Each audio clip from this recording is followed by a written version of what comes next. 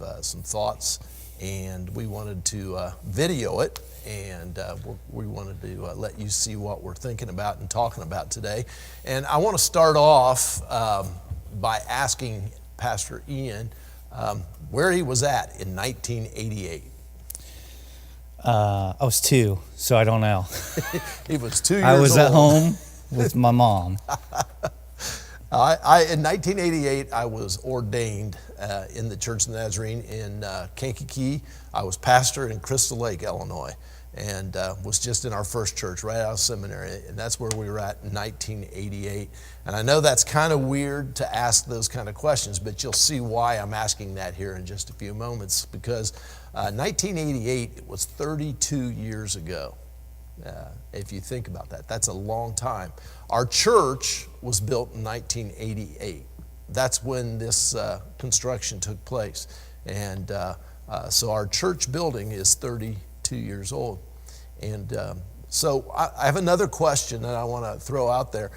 So what do you still own in your life that you had as far as electronics go in 1988? And obviously Ian was 2, so... Nothing. Yeah, it has nothing from 1988. Other than maybe an heirloom item that was passed down. Nothing electronic. I had a 1988 Ford Tempo. That was my first car. That car's probably in a landfill somewhere, smashed up. It's probably been ground up. It's a Tesla driving down the road all electric now. Yeah, that kind of thing. Well, in 1988, I owned a stereo system, had those great big wooden speakers, had a turntable. How many of you still have turntables? Maybe coming back, you're retroing back, but you didn't have them for a while. I had a black and white TV that smelled like ozone when you turned it on. And I had a color TV, but it had some issues, and we were struggling with it. So we used the black and white one most of the time in 1988. You know, I think we bought a boom box that we had for a long time. Don't have any boom boxes anymore. Don't have the telephones. Everybody had the cordless phones. That was when those were still coming out first, and had all of those kind of things then, but none of that. VCRs. How many of you still are using your VCRs? I still have some of the Disney tapes. Yeah, we found some tapes just yesterday in an old box of stuff, but we have no way to play them. Right. So. Yeah, I actually have an old VCR TV combination in my office that I saved just for that, but you know, it's ancient and it's old technology. Everything's changed, and that's the point. It's changed a lot. And so, you know, in 1988 when we built this building, we put our sound system in, and it has basically gone unchanged since 1988. We upgraded the board once, but other than that, it has basically stayed the same. The speakers, the power units, the amps and all that stuff are still the same. Now, in 1988, if you go back to when we started, the church was doing most of our music was being done with a piano, an acoustic piano. We didn't have a keyboard, and an organ, and the choir. They're gone. Yeah. I don't see them. Yeah, they're gone. There's nothing here like that now.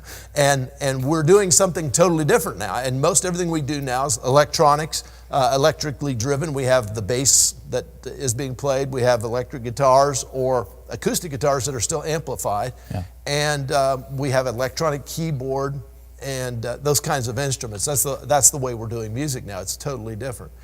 And in 1988, we weren't doing videos. No. Nobody was doing videos in 1988. The only place you could do a video was probably at a television station. The only one doing videos back then was Vernon. Vernon Veal was doing videos back then, but that was through Channel 13 or something, you know, and he certainly wasn't doing them at his church. And so that wasn't even on the radar way back then. But now it is. With the COVID situation, we have gone to a lot of online. A lot of our church is online now. I don't know, what are you seeing each week? Do you have any idea kind of what we're seeing online? I would say it's 60-40, 70-30%, depending on the week. I mean, it's anywhere, averaging about 30 people online and 50 in the room, give or take. So we're hitting about 70 to 80 average attendance numbers wise for the Sunday morning. Now, I can't speak to how many watch it afterwards because the numbers just go up and up online as the week progresses. I mean, even just in Sunday morning alone, we go from, your 30 or so people watching as it is live to by 5, 6 o'clock in the evening, that number's sometimes doubled. I mean, we had a reach just in the last 2 Sundays by Monday of over 100 people. So, I mean, it's hard to track the numbers these days with that, but we're reaching or connecting with far more people online than we actually do in the room by Wednesday. And then on top of that, we do the Spanish church, and we have that going on, and sometimes those numbers are pretty impressive as well, the numbers of people that's reaching out to. So that's connecting with hundreds of people. I don't know where they all come. I mean, probably coming from all over the place, but I do know that is exclusively done online. That's a ministry that we couldn't even do regularly right now if it wasn't for the online platform. And so, so that's been a real blessing, and it's exciting to see that flourishing and growing since we've started that, and it's something we want to continue to do. One of the things that I've noticed that's happening online is that there are people who are connecting with us that aren't even from our area. I've noticed there was one couple that's connecting from Texas. I saw people from the Carolinas who connected. I've seen people, Ohio, northern part of Indiana, all over. And I don't even know wherever else, but we know that people are connecting, and people from the past who have reconnected with us. And it's a blessing to me to know that some of our ministry is going across and getting out there. But one of the things I noticed, and I don't know, you've probably noticed this too, Ian, is that sometimes when you listen to it, the music part of it is a little difficult to listen to. It can be. We've really made some attempts to try to make that better and strengthen that. But it is a battle every week with the technology that we have. I've even put out calls to people who know more about this stuff than me, and they kind of response oftentimes is, well, you're taking an old analog system and trying to make a digital signal sound good, good. And, part of that could be on us, lack of knowledge, lack of experience with the system. But I think we've had, a good solid at least 6 months of trying to figure this out. And I think we've gotten it to about as good as we're going to probably get it with this stuff that we have and our own expertise. And so it does make it a challenge at times. Matt actually said this past week, we tried to, over the last 2 weeks, we tried to mess with the bass specifically. The bass was, you couldn't hear it in past weeks. And so we made just a minor adjustment, a very minor just knob tweak, and come in the very next week, it was like, man, it was so loud.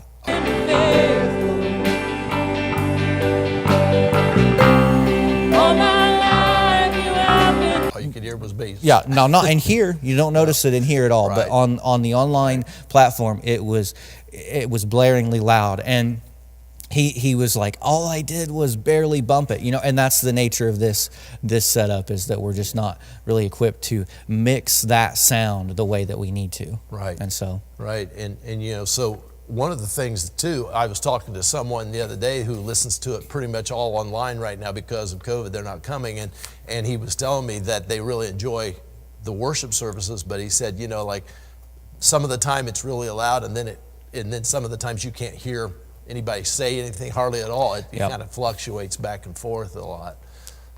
So we're recognizing that, and one of the things that we really want to do is make that experience as good as possible, because I don't see a time when that ends. Even with we get the COVID vaccines and everybody takes it and everybody's well and everybody's back to life, there's not a time when we're going to shut off the online service. In fact, I've asked Ian to head that up. He's online pastor now. He's doing that. That's part of his job description. And so, we're planning on pushing this forward and seeing this grow. We want this ministry to grow, as well as the growth inside the church, the on-site growth. We're looking to see both sides of that begin to grow here as we go forward. And there will be some that will come back. We understand that. We hope all will come back, but we understand that there will still be a need for the online service. And so we want to make that as good as possible.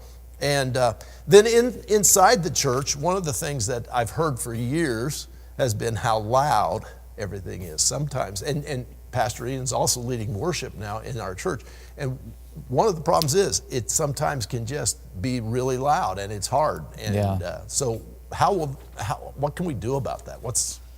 Well, there's a lot of different solutions. I will say, over the years of being a part of churches that got new sound systems, it changes things. It really does. The quality of the sound that you hear in the room can totally change. And there's a lot of science behind, waves flowing in the room and whatnot and things that I don't fully understand. But what I do know is that there are solutions that we could invest in, either be it, better speakers in the room, better monitors on stage that could, the quality of the sound will be better. The, band can hear it clearer. The congregation can hear it clearer. What's strange about that is when it comes through clearer, you can bring the volume down, right? Because you hear it better, and it's more balanced. It's balanced for the room.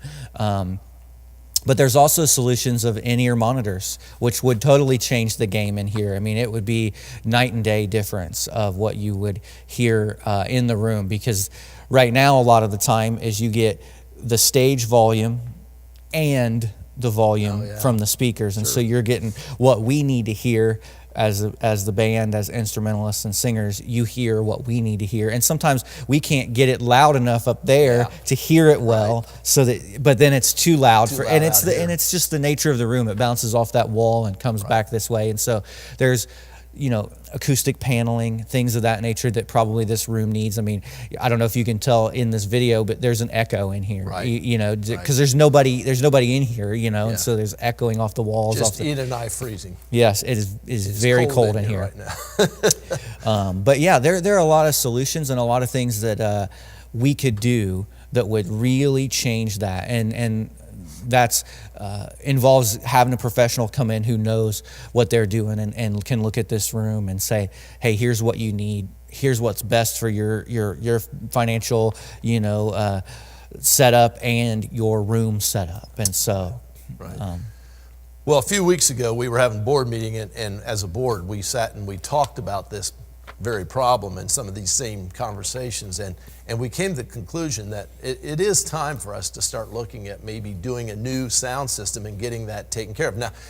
it's funny, Ian, because over the years we've done this, we've tried to do it, and then something else comes along and we prioritize something else and said that's more important than getting a sound system in here, and it has been, and I'm thankful that our church isn't one of those churches that we've got to have the latest greatest sound system, and if we don't, we can't operate.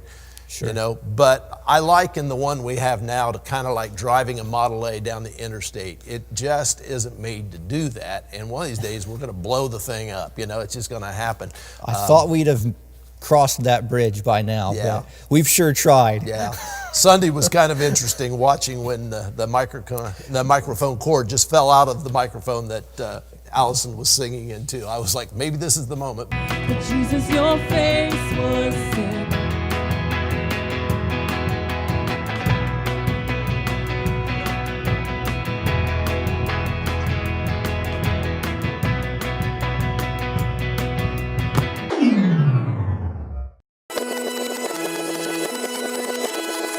But Jesus, your face was set.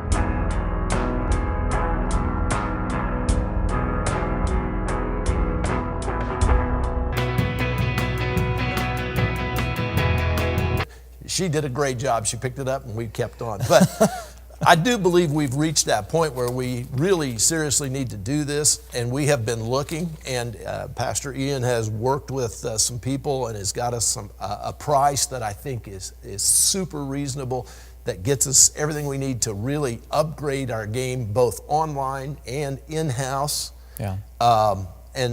So we're looking at doing something pretty amazing and pretty quick we'd like to get it done as soon as possible. Now, one of the things that I'm really keen on is right now, I don't want to borrow any money if we can help it. We're in pretty good shape. We have great people, Trent and those guys who are doing a great job of running our finances, but we want to do what's right, and we want to get it to raise it rather than to borrow it. And so one of the things that I'm looking at, and just to kind of give you a place where we're at, we're looking at about $30,000 to put this in. $30,000, I was thinking about that. What do you get for $30,000? And you really can't buy much of a new car for $30,000 anymore. Sadly. Yeah, sadly. You go not a new one. Maybe a nice used a car. new to you. New to you car, but $30,000 is not a huge amount of money in the days that we live in.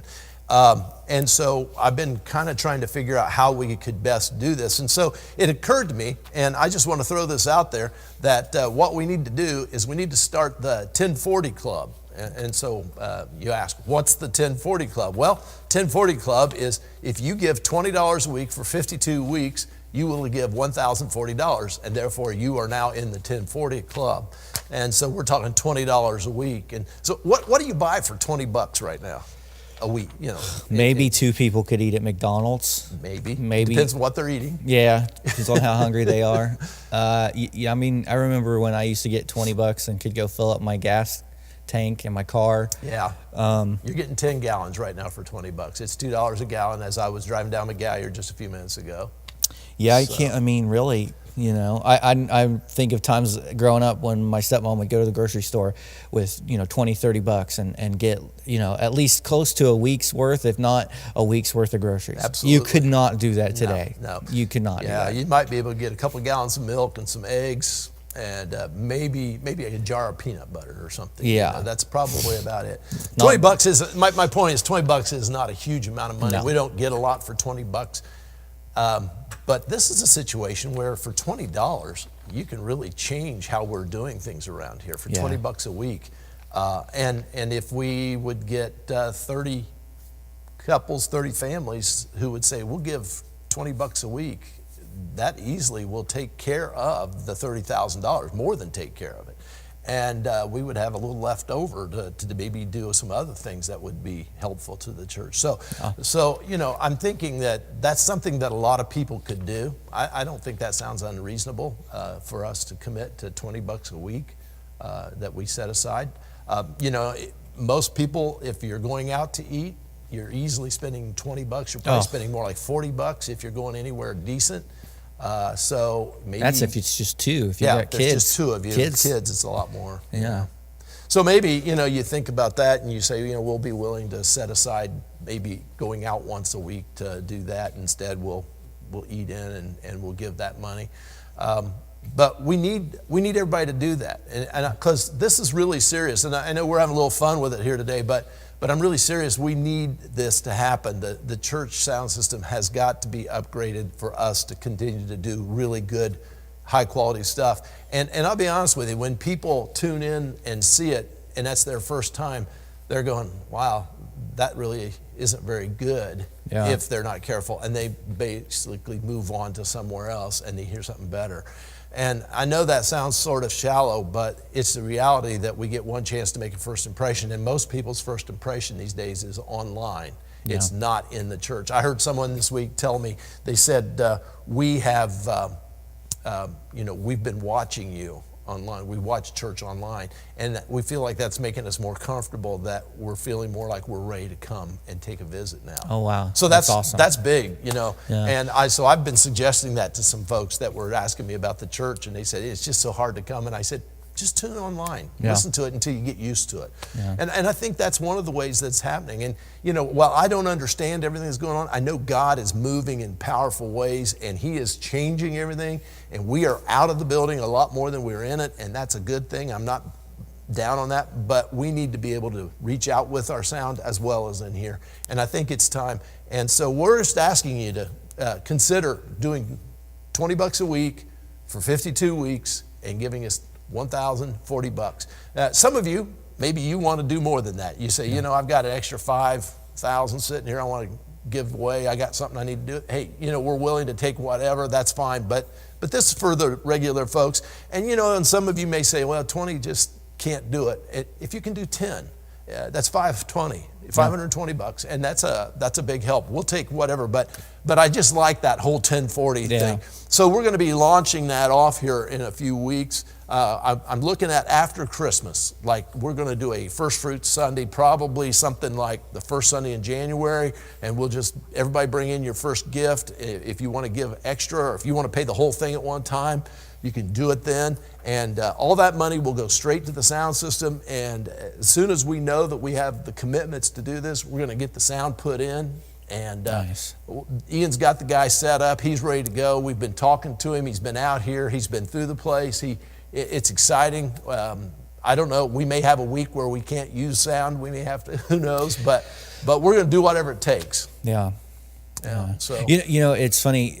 We've gotten so used to video that's poor quality. We watch things on our phone. right. We don't mind that. You know, we watch videos on Instagram, and I mean, whole people have got, you know, accounts have gone viral based on just making a video on your phone. But the sound quality, there's a lot of research that's been done that says that sound quality makes a huge difference on whether or not people come back and watch your videos. And I think that's where we're at. We have pretty good quality video. You know, I think there's some updates that we could make in that in the future as money permits and as, you know, as we get there. But the sound is that huge first step, that first phase in really making things just move forward in this area. And it's not just, you know, there's such a difference between what goes on in the room and what people experience online. We've got to find a way to kind of bring up what we do in the room so it's better when you're here, but also really bump up what's online so that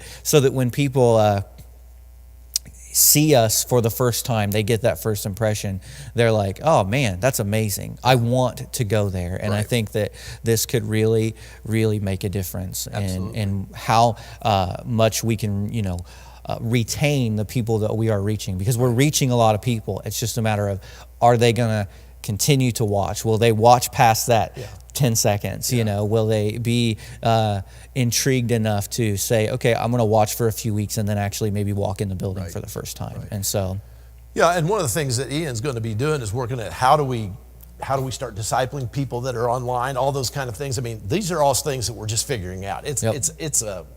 Right now it's all a learning process. But one thing we know is that if we have good sound, we have a better shot at getting to that level. And that's what we're shooting for. And my whole thing is, I don't want the sound system to get in the way of the other ministry we're doing, either by not being good or that it's strapped us financially and we can't get up and take care of it. So if we all commit to doing something, just a little something together, we can do something really big together. And I believe that. And I'm excited about this. I wanted to bring it to you and just talk to you about this idea and share this with you. You know, I'm sure you may have questions, and you know, feel free to either type out in the response later on, or you can just text me. I'm at 765-744-2512. We'll answer any questions. If I can't answer them, I'll ask Pastor Ian. He'll help me with it. But I just think that this is an opportunity to make a difference. And you know, not only for the people who come here to church all the time, but maybe some of you who are online right now, who you've been watching it online, you don't even live around here, but you've been watching and you say, man, this is like my church. I want to help out. It'll be a small way for you to help out too. And we would love to have you jump in and start being a part that way as well. No obligation to it, but boy, we would sure love to have you. It'd be great to have you start helping us out that way. Yeah, it's interesting to think there's not a ton that we can, I mean, there's a few things that we can do to minister those who are just attending online. But this is a big way to say, hey, we value your experience with us on a Sunday morning so much that we want to say, we're not going to ignore that. We're not going to just pretend like it doesn't exist because one day COVID's going to end and then it's going to all go away. No, we say this is important. We love you. And one of the ways that we're going to love you and minister to you and minister to anyone who may step into online, viewing via Facebook, YouTube, or on our website, is by making it to the best that we can do, the absolute best that we can do. Yeah, I mean, this is a commitment to this for a long time. But when we do this, we're saying this is here to stay. We're working this This is part of the ministry of First Church of the Nazarene in Muncie, Indiana. So anyway, that's our little conversation today. Hopefully that's informative to you and maybe it'll help you. We are asking you to pray about this, think about this, and make a decision to do this with us. And we'd like to hear from you. We'd like to have comments. We'd like to have commitments. We need to know that you're going to do this. If you're going to do this, you can text me again just text and say, I'm on board, or yes, 1040. Yeah. I'm good with that. Either way, and let us know you're buying in and you're willing to do this. And we're going to ask you to maybe sign something later on and just let us know that you're doing it. But just let us know that you're really seriously interested in helping us do this. This is big for us, and we want to see this happen. And we're believing that God can do this. So yeah, maybe we can do a pledge card online rather than There a we pledge go. card, like to it. avoid the physical pledge card. There we go. No germs. So No germ pledge germs. card. So there we go. All righty. Well, hey, man, thanks for helping us out with this, Ian, Yep. and we'll look forward to seeing what God does, and Lord bless you. And guys, we love having you, and all of you, those of you online, those of you with us, it's awesome. Our church is just getting to be more and more unique, and I'm loving all that. It's fun. So, Lord bless. Have a great day. Thank you.